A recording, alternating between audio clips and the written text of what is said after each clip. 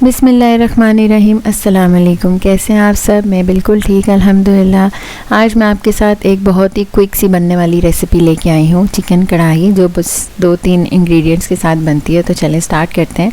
सबसे पहले आपने लेना है कढ़ाई में ऑयल। तकरीबन मैंने इसमें 1 कप ऑयल लिया था। उसके अंदर 2-3 हरी मिर्चें और 1 खाने का चम्मच जिंजर गार्लिक का पेस्ट, यानी कि लहसुन अदरक का पेस्ट लिया था। और कढ़ाई आप कोशिश किया करें, मैं हमेशा बताती हूँ कि लोहे की कढ़ाई में बनाएं, उसका टेक्सचर ही बिल्कुल डिफरेंट आता है। इसके बाद मैंने इसमें शामिल किया 1 किलो मेरे पास चिकन था और उसकी बिल्कुल छोटी पीस करने, कढ़ाई पीस जिसको कहते हैं, और वो डाल के आपने चिकन को अच्छे से फ्राई करना है। सबसे पहले आपने सिर्फ चिकन को इस ऑयल में अच्छे से फ्राई कर लेना है, जब चिकन की ताकि कोई स्मेल वगैरह ख़त्म हो जाए, पानी खुश्क हो जाए और चिकन में कलर बिल्कुल गोल्डन सा आने लगे, फ्राइड टेक्सचर आ जाए। तो इस जगह पे आप इसमें शामिल करेंगे नमक। मैंने 1 किलो चिकन के हिसाब से 1 चम्मच नमक डाला था, आप अपने हिसाब से कम ज़्यादा कर सकते हैं।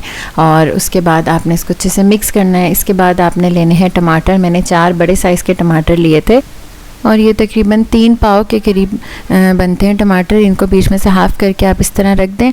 और 4 से 5 साथ मैंने इसमें हरी मिर्च शामिल की थी और थोड़ा सा पानी डाल के इसको ढक के पकाएं और तकरीबन 15 से 20 मिनट आप इसको पकने दें। इसके बाद आप देखें आराम से छिलका निकल जाएगा टमाटर का, और वह आप तमाम टमाटरों का छिलका हटा के आप इसको अच्छे से भूनें कि टमाटर बिल्कुल मिक्स हो जाएँ, क्योंकि इसके अंदर और कुछ नहीं जाता। जो भी मसाला या ग्रेवी बनेगी वो इन्हीं टमाटर से बनेगी।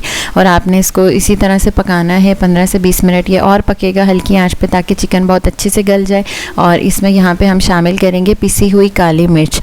मैंने और कोई मसाला नहीं डाला, इसमें सिर्फ नमक, हरी मिर्च और काली मिर्च, इसके अलावा कुछ नहीं। 2 चाय के चम्मच मैंने इसमें डालता काली मिर्च। उसको आप अच्छे से मिक्स करें।